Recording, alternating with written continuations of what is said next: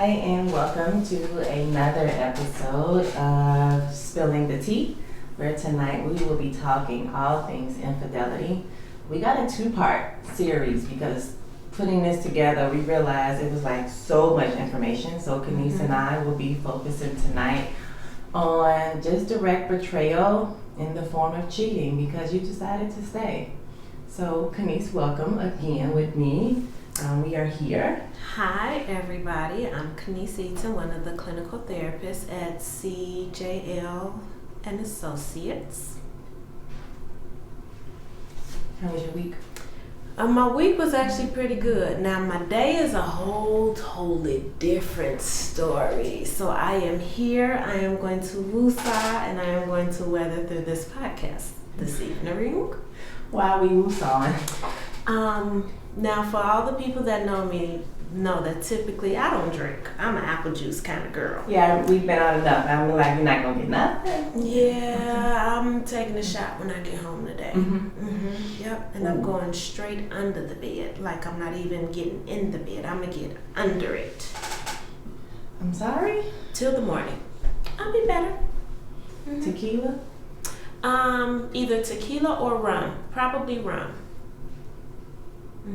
That's okay. Yeah. Okay. Not tequila? No. I do have some peach whiskey, so that might do it for tonight. I'm a light girl. I don't do dark Typically liquor. I am too, but I've been making drunken peach cobbler, and I put the peach whiskey in my drunken peach cobbler, and it does me real fancy.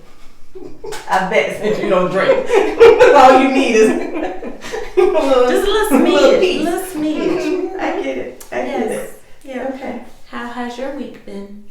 Unlike last week, which was difficult, this week has been easy. I'm gonna say I've been working mostly.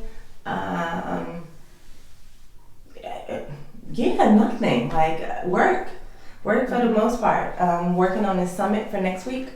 Next week is huge social media week for us as a practice. The summit I have lined out Wednesday where I'll be giving out free therapy advice on the Zoom call on Wednesday for anybody who wants to join. Thursday, of course, is the podcast where we do part 2. We got the summit all week next week. I am speaking Tuesday at the summit, and then got something coming out next week that I'm not ready to talk about yet because it's kind of a surprise. But I do got a big thing coming out next week. And so it's just a really big week next week. So kind of prepping for it, and it's been a quiet week for me. Okay. But I'll take a shot with you just because tonight when I get home, just cause. So let's kind of jump in here. Let's kind of head first. Head first. Okay, no, anyway. So, it's funny, because head first would kind of be this idea of the things that kind of going well when we about to talk about that is not. So it's a little irony in that. And so I kind of wanted to first kind of talk about what is betrayal. And kind of, we had created a list of like a bunch of things that kind of go into betrayal. We had non-sexual affairs, lying. We had absenteeism, being cold, kind of withdrawing sex. We had disrespect, unfairness, breaking promises, omittance. And then we had cheating. And it was kind of difficult to talk about all of these acts in 1 hour. So we're going to go on ahead tonight and talk about the betrayal between partners that happens in cheating. And I want to say betrayal is directly an act. Betrayal is not actually, it's the thing that happens to you that creates a whole bunch of feelings, whether it's shock or like hurt self-esteem, you are confused. Betrayal can lead to feelings of like PTSD, where you are hypervigilant, you are depressed, so lots of feelings can kind of come from the act of being betrayed. And so we also have to deal with like loss of trust. We deal with loss of like just your grounding, kind of in a way, things you understood to be accurate are no longer accurate, and your whole timeline kind of is questioned when you have been betrayed. Am I missing anything in that? No, that's pretty much everything. That once you lose that trust factor, that's the main thing of how do you restore that trust. And I didn't even say the word trust because, and that is probably the thing that is most shattered, which is kind of difficult when you talk betrayal. You really do have to talk trust. Yep. We don't tend to say betrayal. It's funny. Betrayal is definitely a correlation to trust, but you don't. When you talk trust, you don't always talk betrayal. Right. They don't technically reverse. And so in this case, betrayal directly will affect the trust. Trust will kind of go out the window. So we will be looking later at how do we kind of begin to repair trust. And I kind of have two angles that I'm thinking. We're going to go a direct, true clinical approach. We're going to go right into the heart of some people's work, like Gottman, who has taught trust. I brought a couple books that we might open up and play in. But if not, I can just speak from them. But we're going to go a direct clinical trust, research, true and fast way. And then we'll also look at some other lighter tone research around trust and more, I think, relatable and easier to kind of swallow than some of the other stuff I think we might get into. I want to first delve into how do we get to the cheating part, to the betrayal, rather to the betrayal. Before we get there, let's discuss how you define cheating. It's a good idea. Good idea. Because everybody has a different definition. Okay, let's hear yours first.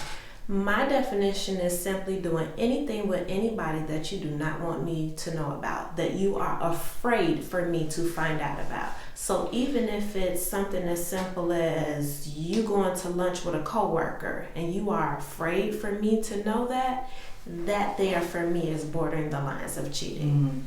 Okay. So omittance? Omittance, absolutely. In my world, I give people two rules.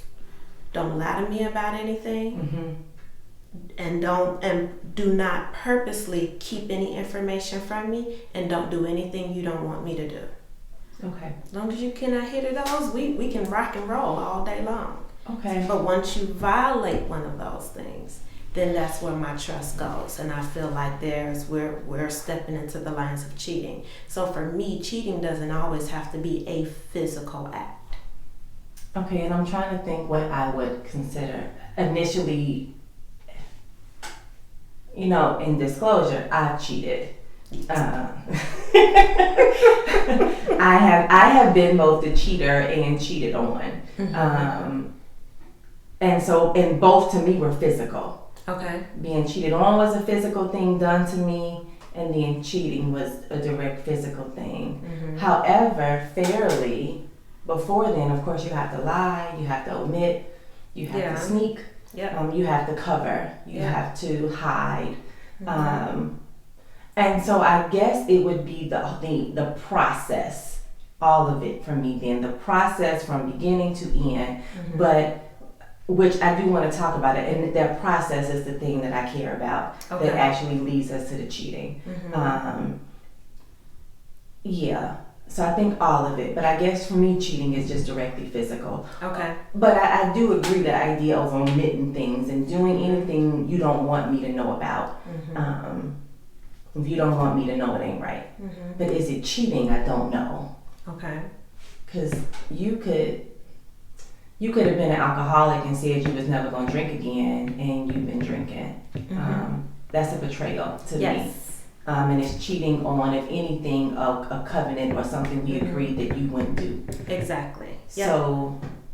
Yep, I agree with that. Because there have been times where I have been okay with a person doing certain things in the relationship. I guess you can kind of say an open relationship, so to speak. Yeah. So as long as you weren't hiding anything from me, in those instances, you aren't cheating on me. Yeah. Because you aren't hiding it. I know about it. So that's where you try to hide it and keep it slid under that rug. Yeah. That's where I have the issue. And that's where I feel like you're crossing that line into cheating. Okay. Yes, so for this today though, we're gonna go cheating is, are we gonna go with physical and then right the piece before with omittance? I think so, yes, because I think we can't just look at this from our eyes. We have to think about the people, the viewers, and how they may think of cheating as well. So I think so. I think we need to encompass it all. Okay.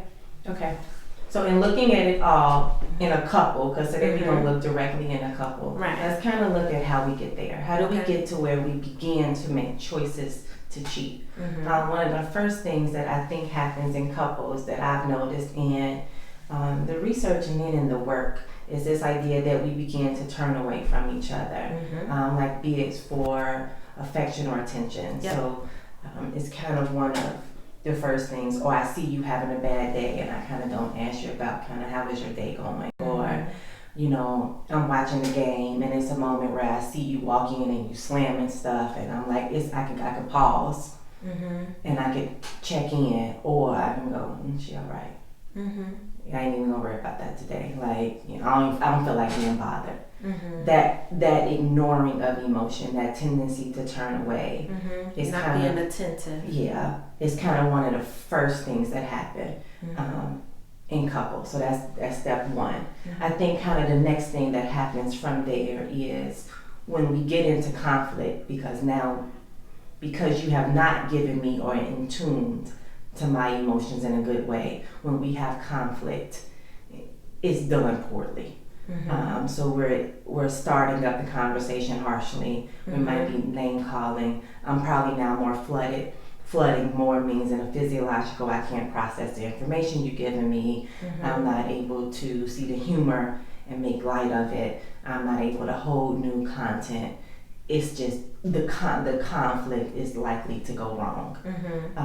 It's likely like the next step. From there, we more than likely didn't resolve the conflict. Okay. Because you don't really turn towards me and you ain't really checking on my emotions and how I'm feeling and what's happening in my days. So because of that, this becomes kind of this unresolved, like lingering kind of thing that begins to happen. Have you seen that, or does this make sense so far? Yeah, so far, yeah, because all that sounds like resentment. Yeah.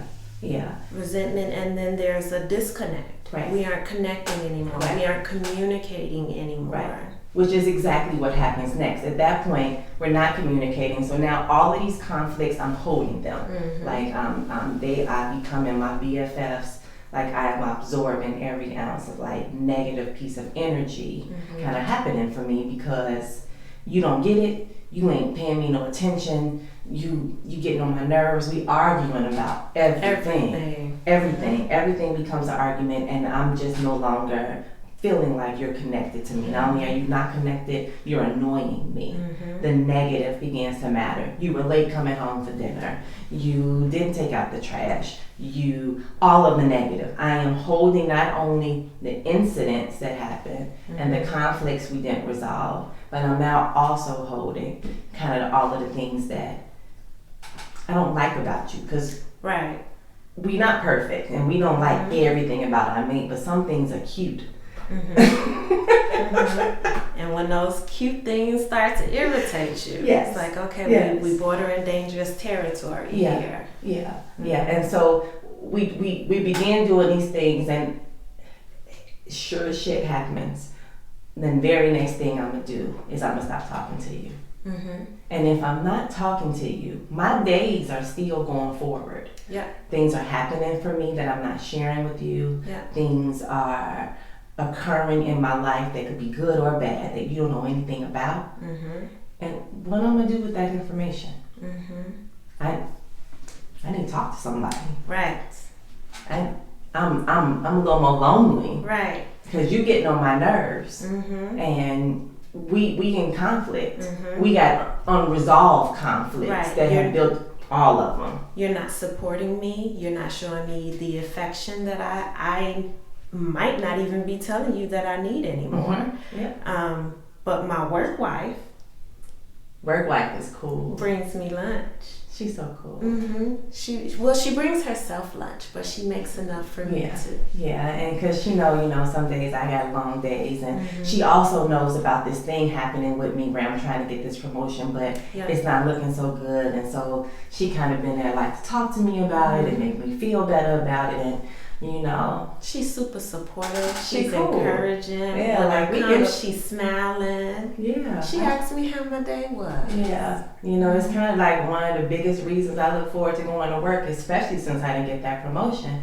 It's somebody I can talk to and kind of like release some of my energy with. Like, she good. And what happens next? You start comparing. Well, maybe this ain't where I'm supposed to be. Maybe this relationship ain't, so good for me so much. Maybe the grass is greener. Oh, no. Yes. She's a breath of fresh air. Oh. I didn't even expect her to be like, she came out of nowhere. Yeah. She came out of nowhere. And I don't know if this thing over here anymore makes sense. And when you start comparing, we about done. Yep. It's kind of difficult at that point to move back. Like we have just about stepped over, and now here we are. We are now in distrust because oddly, me not talking to you now means I don't trust you. You might not have even, because it's a weird flip that happens. Right. It's you're not there for me. I can't trust you. You're not asking about me. You're not resolving this conflict. We not talking about nothing. We date night. That's done. And when I do ask you things, you have an attitude. Oh, for sure. So you're always snapping. You always popping off about something. I can't ask you a simple question, so I'm gonna just stop talking to you anyway because I don't want to be bothered with that. And that's what I do trust that we likely gonna argue. We are likely gonna get into it. So it's distrust all the way around. It's nothing about this is good. Like and we stay getting on each other's nerves. Right. And then after we done did all this arguing, now I try to rub on you to get some booty and you want to turn on me. Yes. Like, okay, all right, well then I got to do what I got to do. And the only option at this point now is to cheat. The only option. It is undoubtedly, if we're going to talk, that's not the only option. You can leave, you can lie. Right. We can do all of these things. We can call the therapist. We can lie. We're not saying these things don't happen. For today, we're talking directly about what happens when we get to the betrayal, and that betrayal is cheating. From there, from that course of events, the very likely next thing is cheating at that point. Yeah, because you have this breeding ground. Yeah. So since the breeding ground is there, then this is what is breeding. It's breeding infidelity. Yeah. So now that we've planted the seed of being inattentive, poor communication, resentment. So distrust. We're there. We're in it. Right. We've planted all of this. Grass green on the other side. We have watered it with attitude and separation and distrust. So now we're growing. Here comes the plant of... Well, I might as well. I need to leave that anyway. Yeah. He don't love me. He don't care. He don't care nothing about me no way. She don't care about me. Yep. Like, she at work a whole lot later all of a sudden. And that happens a lot too. You actually begin believing the other person, because when you one got the work wife, the other person, you will likely begin blaming them for things that you are actually doing. It is a very interesting thing that happens. That happens way more than not. That has to be the reason why all of these things are happening. Yeah. It's because what you got going on. Right. And not to mention that you begin to turn your nose up at the person that you wake up to every night. But then wake up to every morning, excuse me. But then when you go to work and Corey's sitting over there looking all good and smelling all good with his spectacles on and he push them up on his nose that cute little way. That's because it's different. So now you're starting to look at somebody else. Yeah. Because when you go home, you're disgusted by what's at home. Yeah. You can't help it because and you maximize the negative. The negative is heightened at we at the peak of the roller coaster when you're about to drop that high peak. You've maximized it, and all of the things positive. You couldn't name one that happened in a week. Yeah. And we're there for sure. And so here we are. We have now cheated. Yep. We have created. It was an accident. I tripped and fell on it. I almost said something.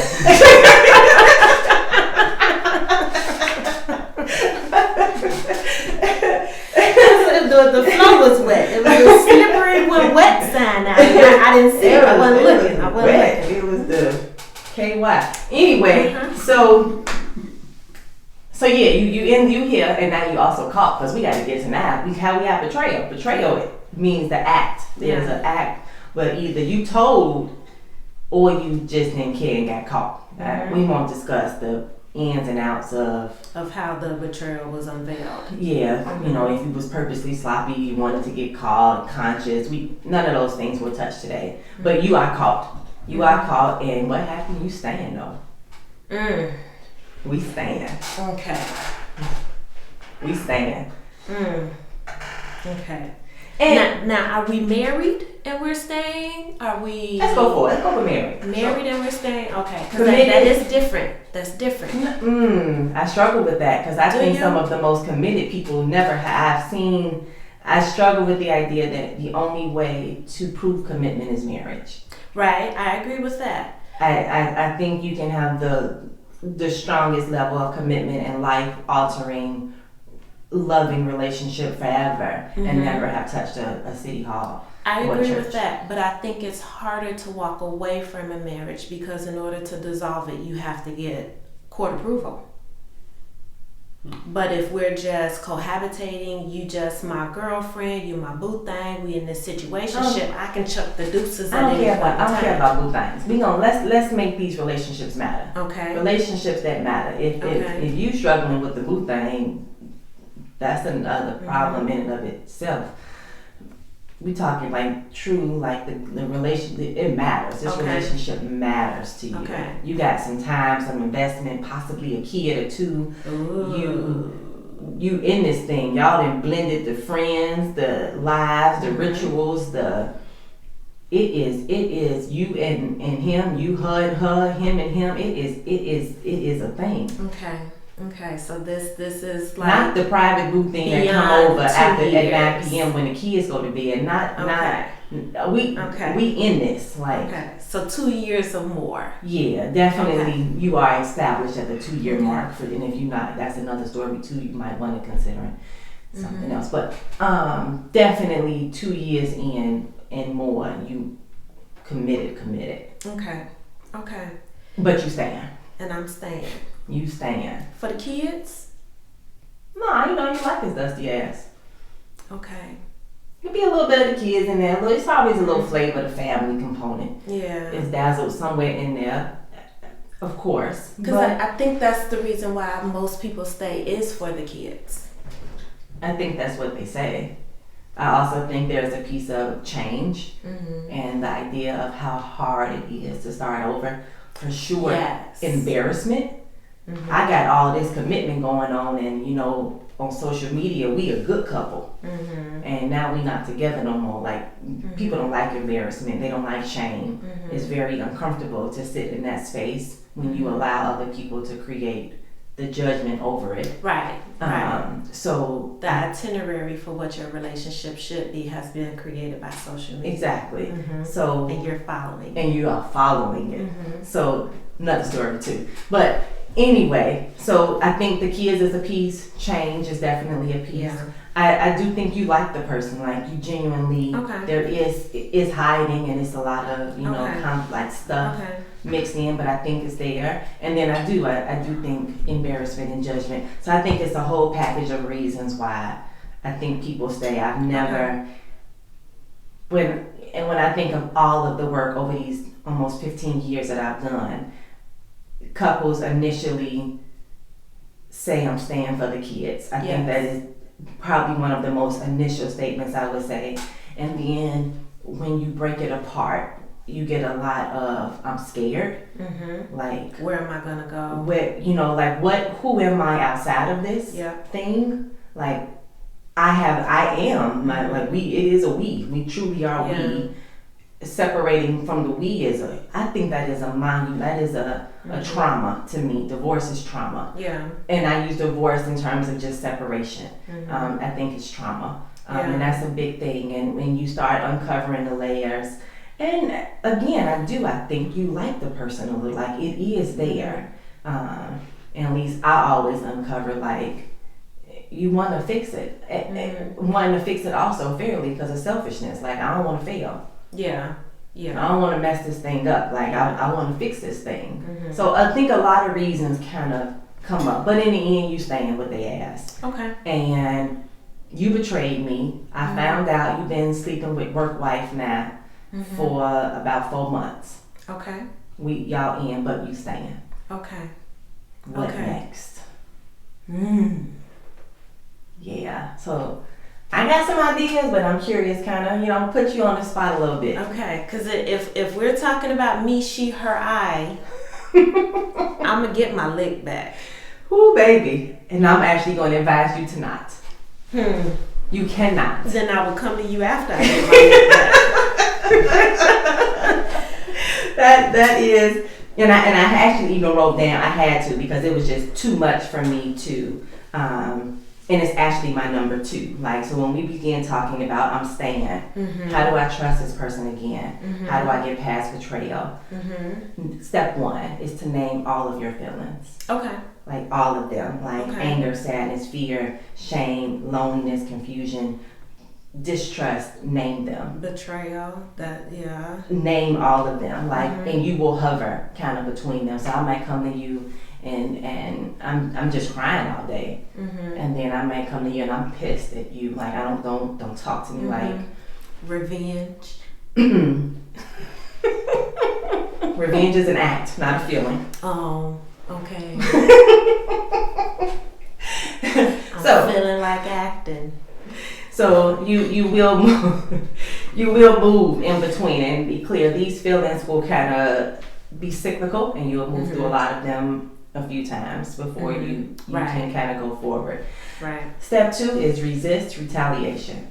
Step 2. That is the very next thing. So clearly, I'm not mature enough for number 2.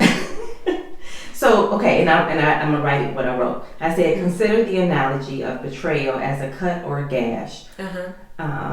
In this cut, you have a scab it forms over the wound, but there is often a desire to prod it and pick at it. Yes. It's itchy, it's sore, and you feel the need to do something about it. Yet you know from experience that the more you touch and pick at it, the longer it stays, and the likely it is to leave a scar. Retaliation is a bit like picking at the scab. It'll only uncover the wound once more and cause you further pain. The more you do it, the more you even think about doing it, the more you are likely to carry that pain daily. Which is true, because then the after effects of getting the revenge, when you sit down with it, then you deal with guilt. Now, although in the process of getting the revenge, it feels wonderful, but the after effects of it is guilt. But we have to understand there is nothing and this is why retaliation is a bad thing. Retaliation has no point in healing. Right. You are not doing any work related to getting over any of the feelings you had. They will all still be sitting right there waiting on you. Which is true. When you come back. So all you literally did was make a bigger wound. Like you have picked on something and literally made it way more complicated. Yeah. Like you've added layers and pieces, and like this thing is now ugly. Something that was a scratch, you didn't just scratch yourself, and now it's a like, oh, what happened? Oh, girl, at first it was a scratch, but then I dug in and retaliated.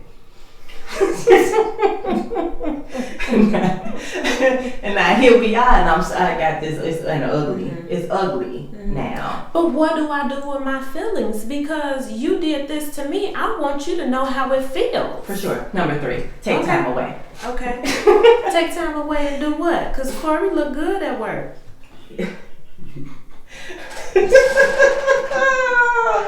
Oddly, once you caught, you're not likely looking at Corey, especially if you're trying to stay. Because I'm not the caught one now. I caught him. Oh, so now you're looking at your work husband. Yes. Well, I'm finna make him my work husband. What's good for the goose is good for the gander. We just said retaliation. Okay. I need you to stay focused. Okay. Retaliation makes the scab bigger. Okay. So what we will do is step away. Okay. We're going to take time away. This is like taking time away from social media, taking time away from like your physical space and moving yourself into something that's more soothing, that's calming. Taking time away from the peanut gallery. Everybody does not need to be involved in your relationship. Everybody does not need to know the ins and outs. Sometimes you can be in a situation where when you're talking too much, people can add extra fuel to the fire unnecessarily. For sure. I was in a situation, and when I told my friends what I was doing to get out of it, they were angry at me.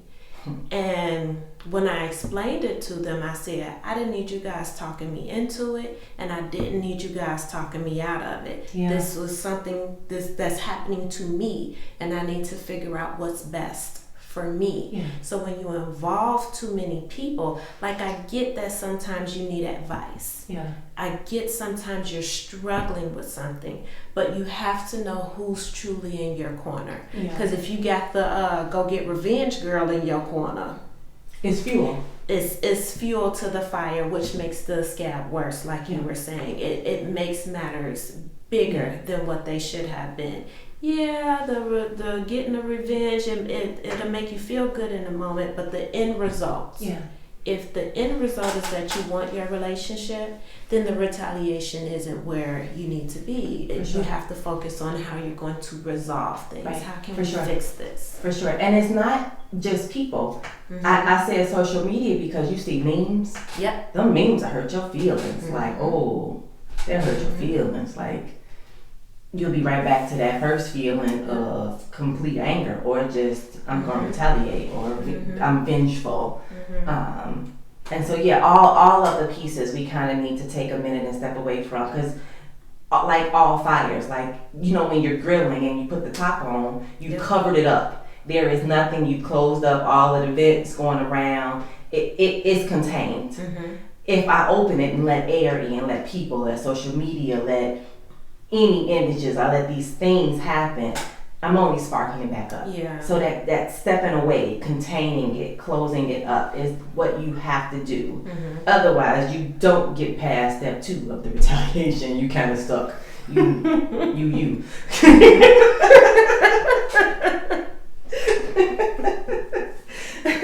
So we move into step 4. I wrote examine the betrayal. Okay. So this is where it is more about, I don't want to say it's about accountability, but it is a big piece around truly what happened with us and all of those steps that got us to the cheating. We stopped listening. I stopped turning towards you. I stopped date night. I gained 25 pounds. So why not call it accountability?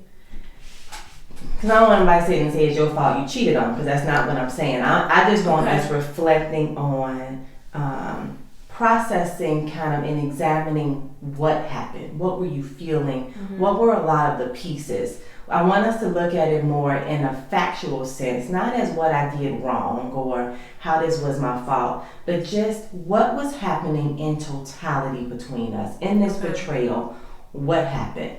What are the facts? What are the pieces? How did we get here? Even if for you right now, your how is all them. If your 10 steps was, well, first he did this, and then he, and then she, and then she.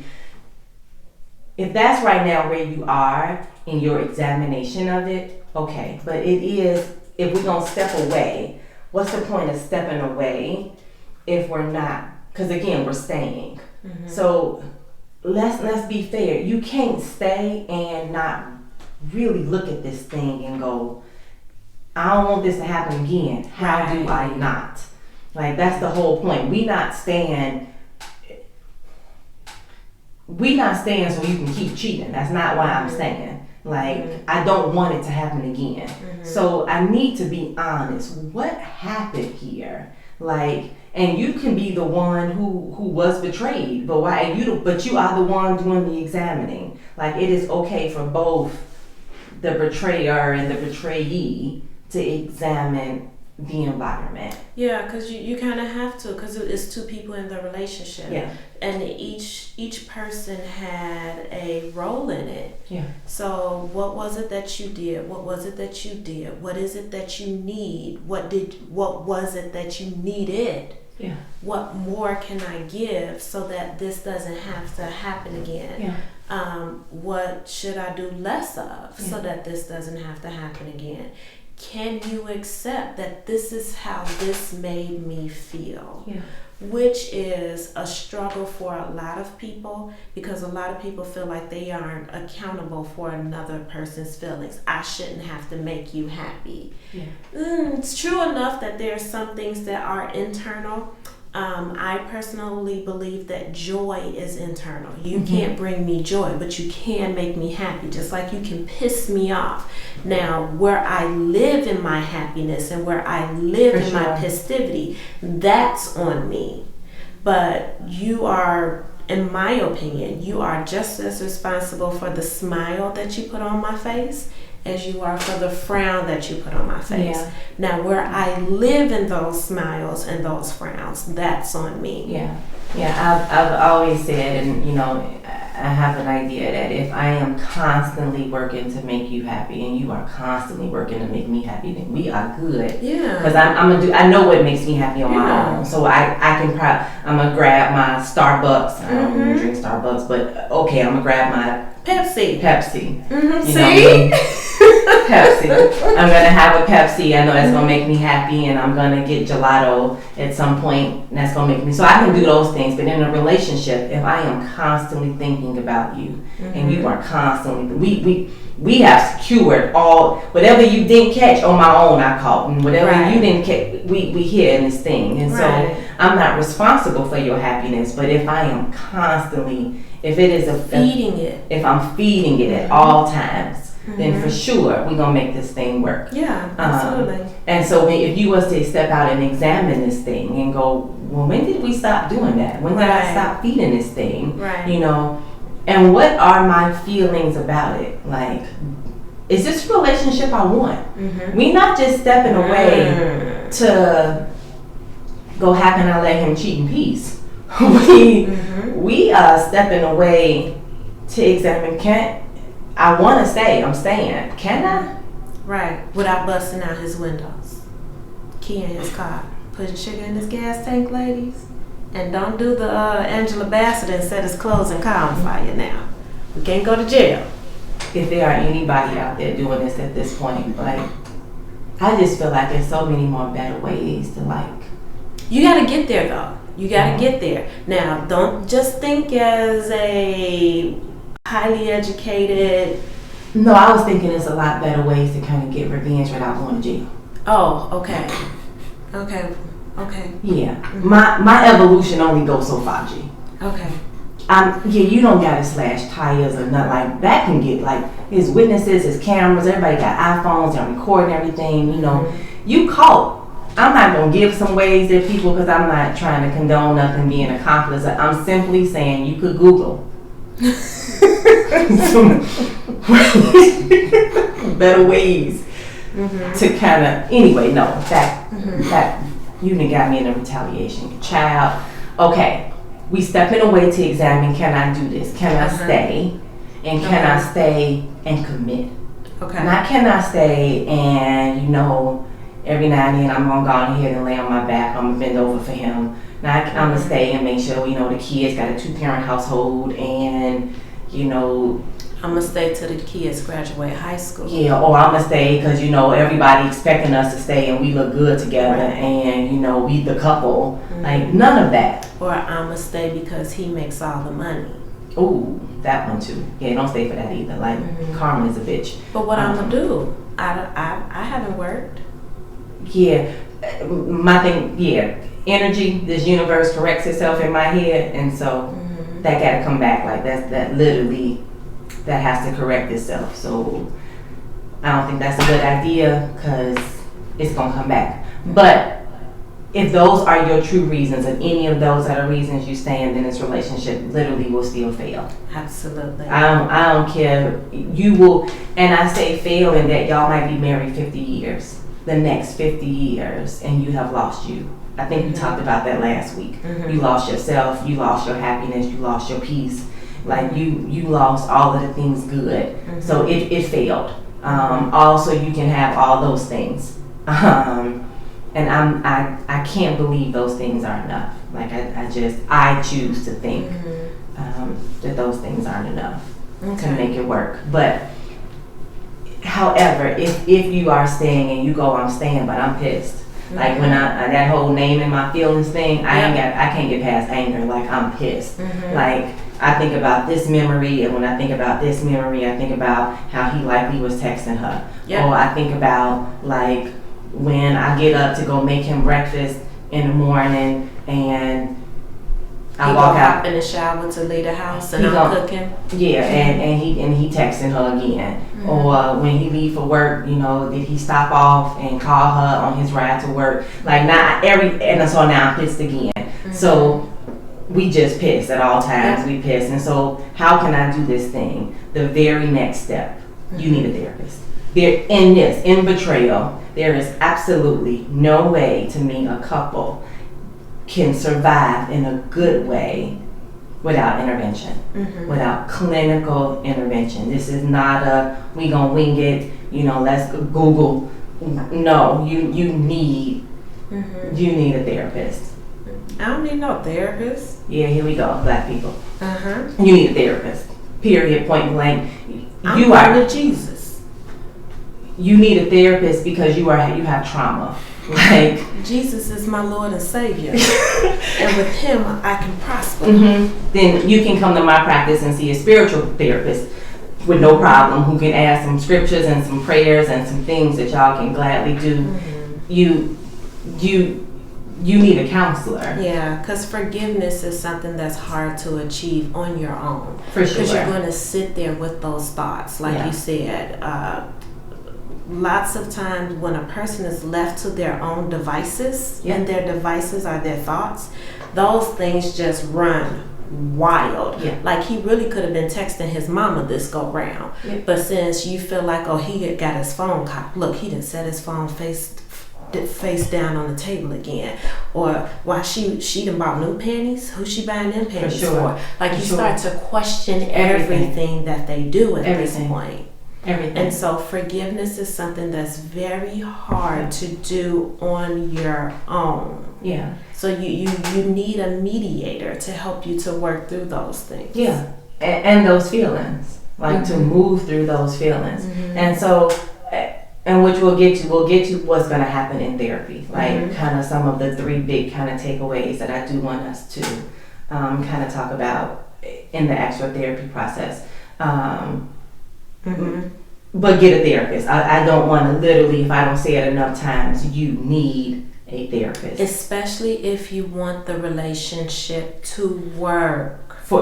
In a good way. Not, well, let me get this therapist because we need to make sure we stay married because, you know, we the couple. Like for real, like you in this thing, do it right, commit back, look, find a way to love them again.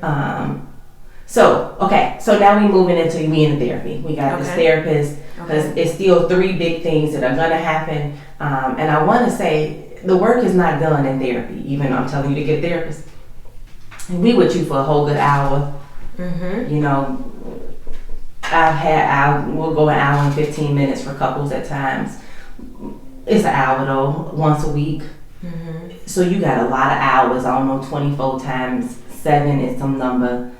168 something, 160. So you got 167 hours that you are not with me.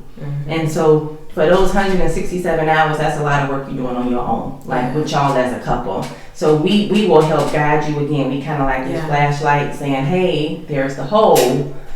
It's time to work on, you all gonna work on this hole I see This is some ideas I'm thinking for you to work on the whole. Yeah. And so in working on that whole, one of the first things we want you to do is atone. Here we go. Here go your Jesus moment. Coming to Jesus, people. Here we are. Your Jesus moment is you are going to tell it all. Yes. Everything except explicit sexual activity. We will not. There will be no conversations around positions. Yeah. Y'all like it in the morning or at night. But what if I want to know? No. The answer is no. That has no bearing on anything. There is nothing about it. You can know why. You can know what happened. You can know on what days that I just saw you. You can know what led up to it. You can know what was lacking. Every possible, you will atone. You will answer the questions a few times. If your wife or husband needs you to say it again, say it again. One more time. So I don't get to know if he's hitting it if he was hitting her front and back, how he hit me front and back. But those are the visuals that I have when we're having sex, which is why now I can't have sex with him. Yeah, we'll get there. Okay. But we just gonna tone. That's it. Our only mission in life is, and literally, I think I had one couple. I easily think, and I had asked them, could I talk about them? And I really wanted to be able to talk about them a little more, but I knew we didn't have time. But in this particular relationship, it created a baby. Oh, I'm out. Yeah, it created a baby. You lost me there, but a really good couple. He did the cheating. And she had no idea. It rocked her. They was at dinner and he was like, hey, I need to tell you something. So he confessed cheating only because he had to confess that a kid was born. And she stayed. She wanted to stay. Well, that's her ministry. She I can't stand you. She wanted to stay. And I spent about 2.5 years with them. Okay. And I think easily the first year she had questions, the same question over and over and over, and he answered. And fairly, which is something, because I had to, it was holding a lot, work with his frustration. Yeah, I answered this question. I've told why her do you over keep asking me this over and over and again? over and over, and how do I stay present and grounded? Because he also wants his marriage. Okay. And this baby. So now we got to work out to deal with the baby and all the trust and there's a reminder of your betrayal. Nigga, no. I do want to give a report that this couple is thriving. Okay. When I say thriving, I mean we did some good work. They did really good work. Okay. All the work. But that atonement piece was big. She needed it sometimes, and it was unbearable for her. It is trauma. Betrayal is trauma. Period. Point blank. It is literally in my mind PTSD. Yep. The hypervigilance, the nightmares, the dreams, the way you feel, sweats, anxiety, all of it. Betrayal is true trauma to me. And I watched her some days and went, girl, I don't like you. I don't know, G. I'm out. There's a reminder of your betrayal. Yeah. And I can admit that I am not mature enough and woman enough not to take it out on that reminder. And it's not fair to that baby. Yeah. So and unfortunately they had kids. And so, it's this new kid and you got it and the whole world is like, when was you pregnant? Nah, you go ahead and be a good daddy to all your kids and I'm gonna release you. Yeah. But see, that's the thing, she loved them. Which was good, and that matters. And that, again, I think that's always there. But I love love. So, I'm fighting for couples. Me.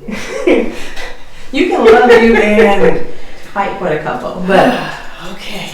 anyway, okay. So In atonement is what's helping forgiveness. And Okay. I also want to say forgiveness is not for the other person. It's for yourself. Absolutely. That part. Forgiveness is only for you. Yeah, because it helps you to release those feelings. So clearly, this would be an issue that I would have difficulty with forgiving. Yeah. But forgiveness is so you can go forward. Yes. Otherwise, you just saying, I'm willing to hold my trauma. I'm and stuck. You stay in there. You live in that moment. I'm stuck here. So, and I want to say,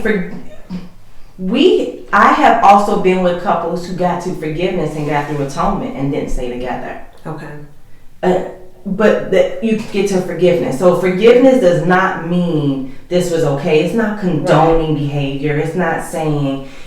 Forgiveness allows you all those feelings you had. Mm-hmm. We can move. Those feelings don't have to exist anymore. Right. I can truly let go of them and I can go forward. Mm-hmm. I'm going forward. I don't know if we going forward, right? But I will go forward because I have forgiveness. Mm-hmm. That is so important. So we are now we've been atoned. Now we need to attune. Okay. Attunement, emotions. Mm-hmm. Now it's time to go back to, remember we talked about an idea of how did we start cheating? Mm-hmm. That first step was I stopped turning towards you for those beats for affection and emotion and attention and like I wasn't there. Mm-hmm. And so attunement is everything related to the very things that initially created the path. So it would be like an example, a researcher, John Gottman, a renowned couples therapist, he gives this example of how one day he was like, he was watching a game and he saw that his wife, it was the last 5 minutes, he was really excited about the game, it was almost over. He saw his wife in the bathroom and she looked really sad, and it was a break, and so he went in the bathroom, he went to brush his teeth, and when he came, he was going to brush his teeth and go back to the game. He saw his wife was in the bathroom too, because they share a bathroom of course, and she looked really sad. And he was like, damn, I really want to go back and watch the game. Mm-hmm. That's what he's saying to himself, like I really want to go back and watch the game.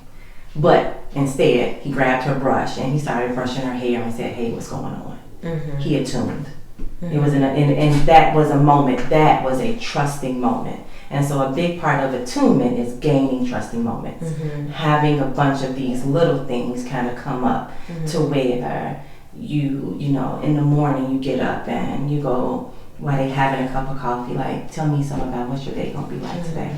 Or when they come home, you know, I had ran you some bath water because I was thinking, you know, it's already late when you coming in, and so there's some water running for you in the bathroom. Yeah. So we are attuning. We are not just sucking up per se, but we are talking. Like we are talking. We are having conflict. Quality. That's good. Mm-hmm. Like, so I'm listening. I'm holding the information. I'm not attacking. I'm not defending. I'm not, you know, stonewalling and turning away from you. I am present and looking at what do you need, what's happening for you. Like it is all the emotional stuff. Mm-hmm. It is conversation daily. Mm-hmm. It's a lot of research that talks about this 30-minute conversation that all couples should have. That occurs over the course of a day. It's 30 minutes of conversation. It's 5 minutes in the morning about just good morning, the casualties of the morning. And it's a bunch of little things that over the course of a day are shown to help a couple last forever. And so this 30-minute conversation, which anyone can probably Google and look up, 30-minute conversation that you have, but you are in that. So this therapist that you got is making sure you're doing the 30-minute conversation. It's helping you handle conflict in a different way. It's helping you attune and hear things and make I statements, and you know, you got all of these things going on happening in therapy and then outside of therapy where you're doing all the work. Them 167 hours, that's when you're attuning. It's not a lot of attuning in the session. Those are actually a little more complicated. Those are a little harder. And so we're attuning in there. And then finally, that thing you brought up earlier, once we've attuned, and I don't know how long attunement takes, it's a minute for some. I got a couple I've been seeing 5 months, and we're in. I think we're in attunement. Okay. I can say we're in attunement, but that means no sex. We still have not had sex, and still step 3. Okay. We are in intimacy. We are there. Now we are ready to engage in sex, and we are comfortable and feel safe enough and open enough to like have sex. Okay. That is the point. So we do get there. Okay. But it is a process. And it sounds like the founding principle of all of that is vulnerability. Oh, vulnerability is everything. I will tell everybody right now, there is a woman named Brene Brown. Her work over the last 15 plus years is everything related to vulnerability and shame and fear. Everything she does, like just Google her and like fall in love with everything related to her and vulnerability, because that's exactly what this is, and we use a lot of that in the work for sure. It's all of the things related to vulnerability, because coming out of trauma and processing trauma is also vulnerable. And so have a therapist. And so I want to wrap all of this up and say betrayal is a really complicated thing. No retaliation, Kanice. Nobody, no retaliation. Own your feelings, like live in them, hold them, talk about them like over and over and over again. Talk about them. Step away from all of the things you got to step away from, and then evaluate, come back and talk and try again. Like if anything, try over and over and over again. And so that is betrayal in a couple. Yeah. It's so sad too, though. Yeah, it's deep. It's really deep, and it takes a lot of understanding, a lot of vulnerability, and a real commitment. If this is something that you want, and when I do my couples work, I try my hardest to make sure I never tell my couples to fight for their relationship. Because in fighting, there's a winner and there's a loser. Yeah, for sure. So if you're fighting, then if there's a loser in a relationship, then the entire relationship fails. Work for your marriage. If this is what you want, you have to work for it. For sure. And you can work through any sort of issue that comes up in your marriage. Yeah, for sure. So next week we will do betrayal in friendship. Cool. Your friend told that secret you didn't want nobody to know, and she didn't finally spit it out. So we'll kind of play with some of those things next week. For everybody, please check us out. Our website, www.mindsempower.org. Please follow echorhythm.tv for all of the cool podcasts and documentaries and things going on there. Check out the website. I think it came up on the screen a few times. And come to the summit next week. Go to Let It Out Brands. I think you can like literally on Facebook go into Let It Out Brands and see the summit. It's free. Sign up. Come. It's gonna be crazy. We got everything from HR, employee, COVID related issues to travel to health and wellness, everything. Mental health. So yeah, definitely come to the summit. Anything you got going on we need to know about? Just some peach crown roll on ice. One shot, two We'll shots. See what happens. I will see you next week. Yes, ma'am. Okay. All right, Cool. bye everybody. Bye everybody.